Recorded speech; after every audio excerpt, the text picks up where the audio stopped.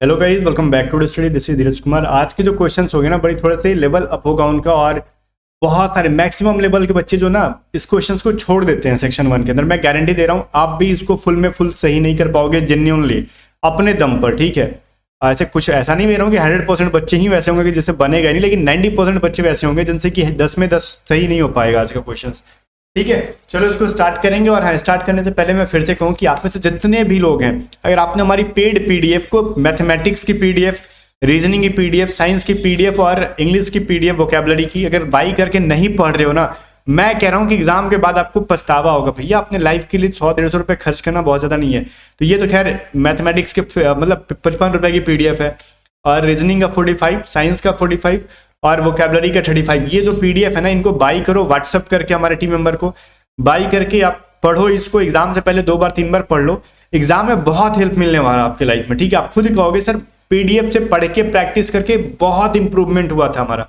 और पीडीएफ में सॉल्यूशंस भी हैं, बात समझ में आ रहा है। मैथ में तो हमने वीडियो सॉल्यूशन का लिंक डाल दिया है, और साइंस क्या कहते हैं, साइंस का आंसर है हिंदी इंग्लिश दोनों में, और रीजनिंग का सॉल्यूशन है, वोकैबुलरी के सारे प्रीवियस ईयर और नए वोकैब हमने डाल दिया। पढ़ लो इतना, synonyms, antonyms, one word, idiom, phrases बहुत काम आएंगे। चलो फर्स्ट क्वेश्चन देखते हैं क्या है। फर्स्ट क्वेश्चन कह रहा ना आपसे कि 2 वर्गों के क्षेत्रफल में 36:25 का रेशियो है, क्लियर है, और उनकी परिमिति के बीच का रेशियो क्या होगा। इसे क्वेश्चन देख के बच्चे छटपटा गए थे भाई, छोड़ के भाग गए। अब उनको समझ ही नहीं आया कि इसमें करना क्या है। देखो कुछ नहीं करना, बहुत इजी क्वेश्चन है। ये बताओ 2 स्क्वायर है, मान लो पहला स्क्वायर का एरिया मान लो A1 है, दूसरे स्क्वायर का एरिया A2 है। तो एरिया तो क्या होता है, एरिया होता है A स्क्वायर। साइड अगर मान लो पहले का A1 है, दूसरे का साइड A2 है, तो इनका स्क्वायर का फॉर्मूला क्या होता है, मतलब एरिया का फॉर्मूला क्या होता है स्क्वायर का, A स्क्वायर, भुजा का स्क्वायर। इनका रेशियो दे रखा है क्या, 36:25।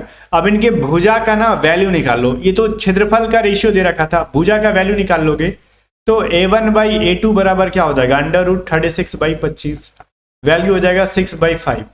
अब ये भुजा का रेशियो आ गया, तो कह रहा परिमिति, तो परिमिति का फॉर्मूला क्या होता है, पेरीमीटर, 4 × A होता है कि नहीं। तो पहले वाले के लिए 6 × 4 कर दो, बटा में 5 × 4 कर दो, तो ये 4 कट के अगेन 6:5 ही आ जाएंगे, ठीक है। अब ये कैसे हमने किया आपको समझा दूं मैं फिर से एक बार। एक वर्ग का परिमाप क्या होता है, 4 × A, मतलब चारों भुजाओं का योग। तो चारों भुजाओं का योग, चारों भुजा तो बराबर होते, तो 4 ही हो जाएगा। तो वही तो हमने किया है, और क्या किया, कुछ नहीं किया। आगे देखो क्वेश्चन नंबर 2 क्या कह रहा है। एक पहिया 100 चक्कर में 22 किलोमीटर की दूरी तय करता है, तो उस पहिए का त्रिज्या क्या होगा। अरे महाराज सुनो, कुछ नहीं होगा। ये मान लो पहिया है, तो कैसा है, सर्कल के जैसा है। तो मान लो ये पहिया ना यहाँ पे, मान लो यहाँ पे है, ठीक है, यहाँ से स्टार्ट करता है सर्कल करना। एक बार पूरा घूम के आएगा तो ये कितना घूमा, जितना इसका सर्कमफ्रेंस है, मतलब जिसकी इतना पूरा क्या कहते हैं इसका, जितना इस सर्कल की गोलाई है उतना, मतलब कह सकते हैं ना इसका परिधि है जितना। तो सर्कल का परिधि क्या होता है, 2πr होता है। तो एक बार में ये 2πr डिस्टेंस को तय करेगा, बात समझ में आ रहा है। तो 100 चक्कर में कितना, तो 2πr × 100 कर दो, ये कितना टोटल डिस्टेंस कितना तय कर लेगा, 22 किलोमीटर। बात समझ में आ रहा है। तो उस पहिए की त्रिज्या निकाल लो ना जनाब। तो देखो ये 22 किलोमीटर है और ऑप्शन में मीटर है, तो 22 किलोमीटर को मीटर में चेंज कर देंगे बाद में, अभी नहीं, बाद में चेंज करेंगे, रहने दो अभी। आप चाहो तो चलो ना यहीं पे भी ना 1000 से मल्टीप्लाई कर दोगे तो ये मीटर में चेंज हो जाएगा। 1 0 कट जाएगा ऐसे भी इनका, तो ये बच गया। तो 2 से कटाओगे ना ये, तो ये 11 बार में कट जाएगा। तो पाई का वैल्यू होता है 22/7 इंटू आर का आर रहने दो, 21 × 10, ये क्या हो जाएगा, ये 2 बार में कट जाएगा, तो ये 2 × 5 = 35। तो आर बराबर 7 × 5 मतलब 35 मीटर। खाली कैलकुलेशन था। देखो कुछ लोग है ना यहाँ तक घुस ही नहीं पाते, यहाँ तक, क्योंकि वो समझ ही नहीं पाते कि फॉर्मूला क्या लगाना। भैया एक बार में 2πr डिस्टेंस। अच्छा सुनो ना, अगर आप घर से स्कूल जा रहे हो तो एक बार में 10 किलोमीटर जा रहे हो, तो 10 बार जाओगे तो कितना करोगे, तो 10 × 10 कर दो, 100 हो गया। तो 100 बार कर रहा तो 100 से मल्टीप्लाई कर दें, काहे से ना करो यार, बहुत ईजी क्वेश्चन है, कुछ नहीं करना। 3 नंबर क्वेश्चन देखने से पहले एक इंपॉर्टेंट बात बता दूं। अगर आपको मैथ में ऐसी प्रॉब्लम आ रहा है ना, जैसे भी 2 क्वेश्चन में आप स्टक हो गए थे, तो आप ना हमारी बिल्कुल भी बेसिक क्लासेस को ज्वाइन कर सकते हो 900 रुपीज़ पे करके।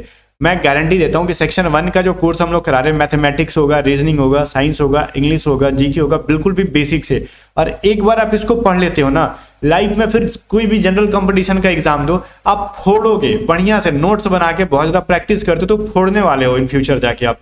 और इवन एयरफोर्स वाई ग्रुप का भी एग्जाम दोगे ना तो इसी को पढ़ के वाई ग्रुप की तैयारी भी हो जाएगी, क्योंकि इसमें सारे सब्जेक्ट जो सेक्शन 1 में आते हैं हम लोग बेसिक से पढ़ा रहे, और इनको आप ज्वाइन करो। 900 रुपये आपकी लाइफ के लिए कुछ नहीं है।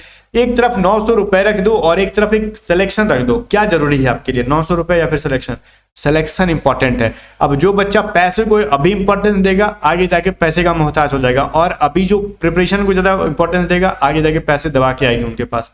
बात समझ में आ रही है? इनको बाई करने के लिए A to Z study app को डाउनलोड कर सकते हो, लिंक डिस्क्रिप्शन में दे दूंगा A to Z study app का। अगर आपको बाई करने में कुछ प्रॉब्लम आता है तो व्हाट्सअप कर लो 7279047787, या फिर किसी को एक सब्जेक्ट में कोई ज्वाइन करना है क्लास, या फिर किसी को सिर्फ मैथ ही चाहिए, या फिर किसी को सिर्फ साइंस चाहिए, या फिर किसी को इंग्लिश ग्रामर की क्लास चाहिए, वो भी आप अलग अलग खरीद सकते हो।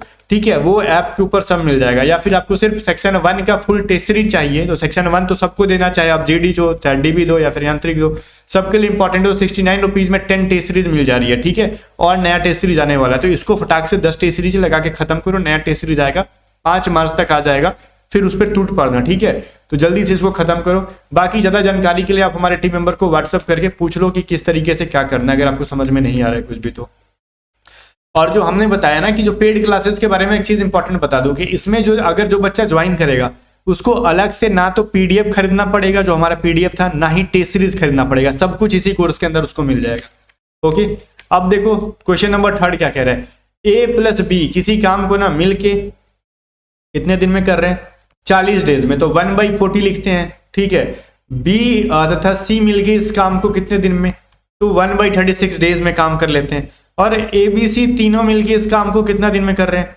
1/24 डेज। हम लोग कहते हैं ना कि एक काम को 24 दिन में, तो एक काम बटा में डे। क्लियर है?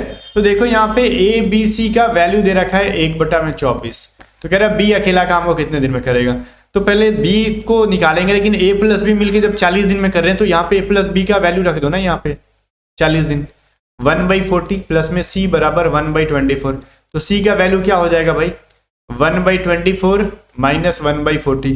तो सी को सॉल्व कर लो, जितना आंसर आ जाएगा लिख लो यहाँ पे। तो यहाँ पे इनका एलसीएम ले लोगे 120, और यहाँ पे हो जाएगा आपका 24 से 5 बार में जाएगा, और यहाँ से कितना 3 बार में जाएगा, तो 2/120 मतलब 1/60। तो सी उस काम को 60 डेज में कंप्लीट करेगा, लेकिन बी का पूछ रहा है ना, तो बी का कैसे निकालेंगे हम लोग?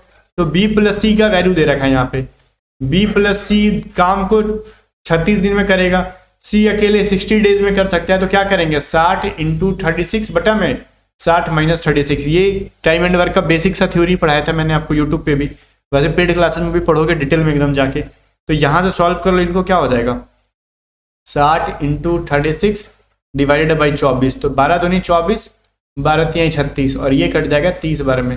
ये कितने दिन में? 90 दिन के अंदर वो काम को कंप्लीट कर लेंगे बिल्कुल भी। क्या 90 दिन आपके ऑप्शन में है? तो सर बिल्कुल भी है ऑप्शन में 90 दिन। कहाँ पे है? तो ऑप्शन नंबर बी के अंदर है। क्लियर? क्वेश्चन नंबर 4 देखो, क्वेश्चन नंबर 4 क्या कहता है। तो ये पाइप एंड टंकी का जिंदगी है। 2 पाइप एक टंकी से जुड़े हैं, पहला पाइप 10 घंटे में भर सकता है, ठीक है, दूसरा पाइप उसको 12 घंटे में भर सकता है, तो जो भरता है उसको प्लस करते जाओ, तीसरा रिसाव करता है, खाली करता है, तो 8 घंटे में, तो माइनस कर दो, सॉल्व कर दो, ये वैल्यू मिल जाएगा। तीनों मिलकर टंकी को कितने घंटे में भरेंगे? तो 10, 12 और 8 का एलसीएम ले लोगे, कितना हो जाएगा 120। बात समझ में आ गई? अच्छा, कुछ लोग कहते हैं ना सर बड़ी स्पीड में समझाते हो आप, तो स्पीड में मैं उनके लिए तो प्रैक्टिस सेशन है ना थ्योरी का, आप या तो पेड क्लास ज्वाइन कर लो या फिर यूट्यूब के प्लेलिस्ट में फ्री कोर्सेज है, जहां से आपको सही लगता है वहां से पढ़ लो, ठीक है। तो थ्योरी पहले क्लियर करके आओ, तभी समझ में आएगा प्रैक्टिस सेशन। तो ये क्या हो जाएगा, 10 बार में कटाओगे तो 12, ये 10 माइनस ये कितने बार में जाएगा भाई, माइनस करेंगे तो 15 8 120, ठीक है। तो 22 माइनस 15 बटा में 120 कर लो भैया, आ जाएगा जितना आंसर 7 बटा में 120, मतलब उल्टा कर दोगे 120 बटा 7, 120 बटा 7 घंटे के अंदर ये तीनों पाइप मिलके इसको भर देंगे। क्लियर है? चलो क्वेश्चन नंबर 5 देखते हैं क्या है। क्वेश्चन नंबर 5 कह रहा है किसी काम को समाप्त करने में ए और बी 8 दिन लगाते हैं। ध्यान से सुनना, ए प्लस बी 8 दिन में लगाते हैं, बी और सी इस काम को 12 दिन में समाप्त करेंगे और ए और सी इस काम को 16 दिन में। तो ए इस काम को कितने दिन में समाप्त करेगा? तो हमने क्या फॉर्मूला पढ़े थे कि 2 बटा में 1 बाई पहला, देखो ए का पूछ रहा है ना, तो यहाँ पे ना जिसके अंदर ए नहीं है उसको माइनस कर दो। तो बी प्लस सी में ए नहीं ना है, नहीं, तो जिसमें जिसमें ए है उनको जोड़ दो। तो 1/8, 1/16 और ए जो है ना बी प्लस सी में नहीं है तो उनको माइनस कर दो। और ये 2 कहाँ से आया, तो 2 फार्मूला से होता है 2/1 बटा में a प्लस बी, 1 बटा में b प्लस सी, ठीक है, और 1 बटा में a प्लस सी। जब तीनों मिलके पूछता है कि कितने दिन में काम खत्म करेंगे, तब ये फार्मूला लगाएंगे हम लोग। अब यहाँ पे सिर्फ एक का पूछा है इसलिए उसको हमने माइनस किया, ठीक है, तीनों का पूछ लेता तब हम वैसे यूज करते हैं। अब इनको सॉल्व कर लो, 2 बाई क्या हो जाएगा 8, 16 और 12 का एलसीएम निकाल लो, 96 हो जाता है, ठीक है। तो 12 8 96 और 16 6 96 और 12 8 96, ठीक है। ये क्या हो जाएगा 2 इंटू ऊपर 96 चला जाएगा तो 18 में से 8 माइनस करा लो 10 हो जाएगा। क्लियर है। तो ये जो चीज़ है आप इसको पॉइंट में भी कर सकते हो या फिर बटा में रहने दो, 96.5 डेज ऑप्शन में क्या है भाई बटा में है, इसको पॉइंट में भी चेंज कर सकते थे हम लोग, कोई दिक्कत नहीं है, पॉइंट में भी आपका आ सकता था, बट हमें तो वैसे कहाँ पसंद है, यहीं पे बटा में छोड़ा हुआ है। 6 नंबर क्वेश्चन देखो, कह रहा ना कि एक 005x4 इसको ना 8 से डिवाइड करने के लिए x के स्थान पर सबसे छोटा वैल्यू क्या रखेंगे। तो 8 से डिवाइड होने का रूल जानते हो, लास्ट के 3 डिजिट्स निकाल लो बाहर, 5x4। अब लास्ट का 3 डिजिट अगर 8 से डिवाइड हो जाता है तो पूरा संख्या डिवाइड हो जाएगा 8 से। तो सबसे छोटा पूछा है तो 0 से स्टार्ट करो। तो मान लो x बराबर 0 लेते हैं तो ये क्या हो जाएगा 504। ये 504 अगर 8 से डिवाइड हो जाएगा तो ये कंप्लीट डिजिट है ना, जो 1 लाख ये जो है ये ऐसे करके ये भी 8 से डिवाइड हो जाएगा। तो देखते हैं 8 7 56, ये हो जाएगा 8 6 48, ये 2 बार में कट जाएगा, सॉरी 8 3 24 3 बार में कट जाएगा। तो बिल्कुल भी ये 504 कट जा रहा है, तो x का वैल्यू 0 रख रहे हैं तो सबसे मिनिमम कह रहे हैं इसीलिए हम लोग मिनिमम लेंगे। और भी कोई वैल्यू फॉलो करता है तो उससे मैटर नहीं है, सबसे छोटा पूछा है स्मॉलेस्ट, तो सबसे छोटा तो 0 ही है ना। तो या फिर 0 से डिवाइड नहीं होता तो फिर 0 से जस्ट बड़ा कौन है 1 रखते, 1 से भी नहीं होता तो 1 से जस्ट बड़ा 2 होता तो 2 रखते, तब जाके 4 रखते। क्लियर है। लेकिन जब छोटा वैल्यू में ही आंसर मिल जाए तो आगे नहीं बढ़ेंगे। देखो क्या कह रहा है, कह रहा है ना कि देखो x प्लस वाई का मतलब है यहाँ पे 8, y प्लस जेड का मतलब है 13 और z प्लस x का मतलब है 17। तो बताओ एक्स स्क्वायर बटा में y इंटू जेड का वैल्यू बताओ। तो x एंड y का वैल्यू x y z का वैल्यू निकालो। यहाँ पे देखो x 2 बार है, y 2 बार है, z 2 बार है, सबको जोड़ोगे तो क्या मिलेगा 2x प्लस में 2y प्लस में 2z। इन सबको जोड़ लो, ये हो जाएगा इसका वैल्यू 40 और 8 48, ठीक है। तो ये यहाँ पे कितना हो जाएगा, सॉरी 38 हो जाएगा ना, ये 38। ये हो जाएगा कॉमन निकालो 2 को, 2 into x plus y plus z बराबर 38। तो एक्स वाई जेड तीनों का वैल्यू क्या मिल गया अपने को 19 दूनी 38। तो एक्स वाई जेड का वैल्यू मिल गया 38। ध्यान से देखना, x plus y plus z का वैल्यू है 38, तो अपने को y प्लस जेड का वैल्यू दे रखा है ना यहाँ पे 13। तो यहाँ पे हम लोग x का वैल्यू निकाल लेते हैं। x प्लस 13 बराबर 38। तो x बराबर कितना हो जाएगा 38 माइनस 13 बराबर ये हो जाएगा 25। तो x का वैल्यू कितना आ गया भैया आपका 25 आ गया। ये जो चीज़ है बहुत इंपॉर्टेंट है, ठीक है। तो एक बात मैं यहाँ पे देख रहा था, ये 38 आ गया, ठीक है। x का वैल्यू आपका 25 हो गया, यहाँ से नहीं 38 नहीं है, यहाँ पे हमने माइनर मिस्टेक कर रखा है। यहाँ पे 38 नहीं, यहाँ पे 19 आ रहा था ना। देखो यहाँ से यही फिर पूरा इक्वेशन गलत कर देगा, मेरे को लग रहा था कुछ गलती हो रहा है। यहाँ पे एक्स वाई जेड का वैल्यू 19 आ गया है, 19, तो 19 में से 13 माइनस कर लोगे तो x का वैल्यू 6 आ गया। क्लियर। अब देखो x का वैल्यू जब 6 है तो x प्लस वाई बराबर अगर दे रखा है कितना y बराबर 8, तो यहाँ पे x का वैल्यू 6 रख लो तो y का वैल्यू कितना आ जाएगा 2 आ जाएगा। तो z का वैल्यू कितना हो जाएगा, y प्लस जेड का वैल्यू क्या है 13, तो z बराबर क्या हो जाएगा 13 माइनस 2 बराबर 11। तो यहाँ पे x का वैल्यू है, देखो क्या एक्स स्क्वायर में रखेंगे हम लोग, x का वैल्यू है कितना 6, तो 6 का स्क्वायर 6 इंटू 6 कर लो। y बराबर कितना है 2 और z बराबर 11, ये हो जाएगा 2 3 6, मतलब 18 बटा में 11 ऑप्शन नंबर बी के अंदर है बिल्कुल भी। तो ये चीज जो है सही है। क्लियर। आगे देखो 8 नंबर क्वेश्चन क्या कह रहा है, यदि किसी वस्तु का लागत मूल्य पर 20% का लाभ होता है, मतलब कॉस्ट प्राइस पे 20% का प्रॉफिट होता है, तो सेलिंग प्राइस पे परसेंट क्या होगा, कितना परसेंट का प्रॉफिट होगा। मान लेते हैं कॉस्ट प्राइस 100 रुपीज है तो सेलिंग प्राइस कितना होगा 20% का प्रॉफिट हो रहा है तो 120 रुपीज हो जाएगा। ठीक है। तो कह रहा है ना कि बताओ बिक्री मूल्य पर लाभ का प्रतिशत बताओ। तो यहाँ पे लाभ कितना है, प्रॉफिट कितना है, ये चीज बताओ मेरे को 20 रुपीज का। तो 20 जो है सेलिंग प्राइस का कितना परसेंट है, यही तो पूछ रहा है आपसे। ठीक है। तो ये 6 बार में कट जाएगा, मतलब 100/6 का है तो 50/3, यही ना ऑप्शन नंबर है क्या ए के अंदर है ये चीज। 9 नंबर क्वेश्चन देखो क्या कह रहा है, 5 वस्तुओं का विक्रय मूल्य 3 वस्तुओं के लागत मूल्य के बराबर है। तो देखो यहाँ पे 5 का सेलिंग प्राइस जो है ना वो बराबर है 3 के कॉस्ट प्राइस के, तो selling price divided by cost price क्या हो जाएगा 3/5, मतलब सेलिंग प्राइस अगर 3 है तो कॉस्ट प्राइस 5 है, तो 2 रुपए का क्या हो रहा है, लॉस हो रहा है यहाँ पे। तो लाभ या हानि बताओ, तो लॉस हो रहा है 2 रुपीज का, तो ये कितना परसेंट हुआ, तो 2 divided by cost price into 100 कर लो, ये 5 2 जा मतलब 40% का यहाँ पे लॉस हो रहा है अपने को। ठीक है, सिंपल सा लॉजिक था ये। आगे कह रहा है एक डबल बेड की कीमत 7,500 रुपए है, अंकित की गई, 7,500 रुपए मार्क कर गई। ठीक है, दुकानदार ने पहले 8% फिर 5% फिर 2% का लगातार डिस्काउंट दिया, तो 8% का डिस्काउंट देगा तो कितने परसेंट में बेचेगा, 92% में बेचेगा, 100 में से 8 घटा लो। फिर 5% का जब डिस्काउंट देगा तो 100 में से 100 में से 5 माइनस कर लोगे तो कितना बचेगा 95, तो 95% पे सेल किया बंदे ने।